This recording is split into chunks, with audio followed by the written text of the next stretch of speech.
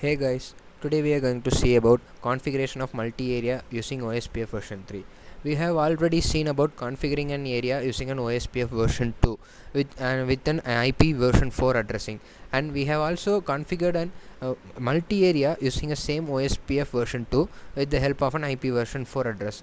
Now we are going to configure a multi-area using an OSPF version 3, which in turn uses an IPv6. We have already seen about what is an IPv6 addressing modes. So this is our given topology to which we want to configure an OSPF version 3. So and our as usual our objective is to configure an OSPF version 3 and verify the multi-area OSPF version 3 operation. First let's set up our given topology, which I have set up using an Cisco packet tracer.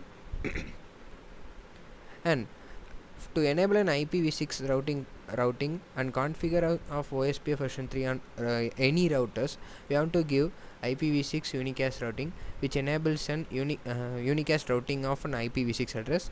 And we want to create an since we are going to do it in OSPF version 3, we want to create an OSPF syntax, IPv6 router OSPF space process ID.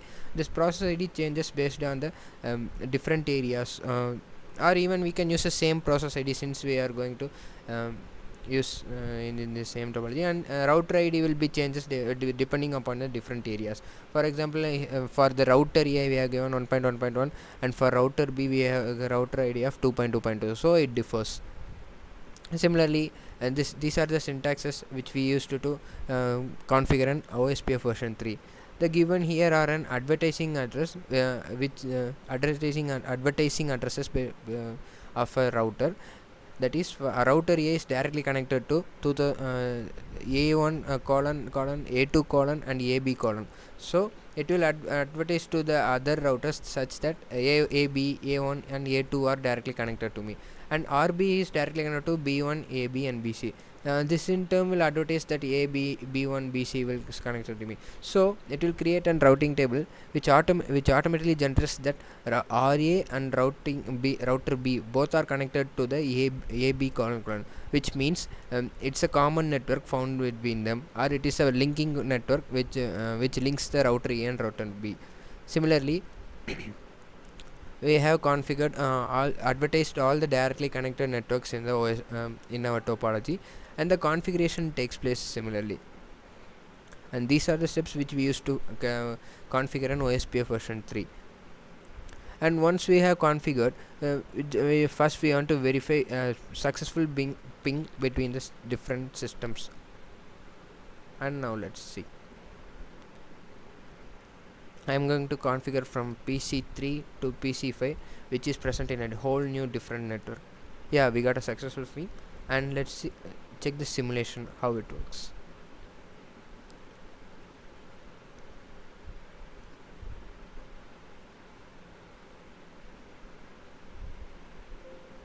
Let's clear the event list. Let's put on fresh packet.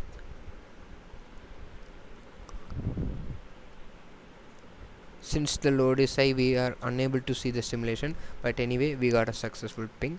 And now let's see some of the troubleshooting commands. These are some of the troubleshooting commands which we are used to understand more about our OSPF version 3 multi-area protocol.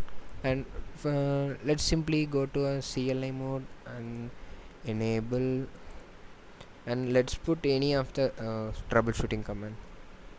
Let's put show IPv6 OSPF neighbor. Show IPv6 OSPF NEIGHPOR.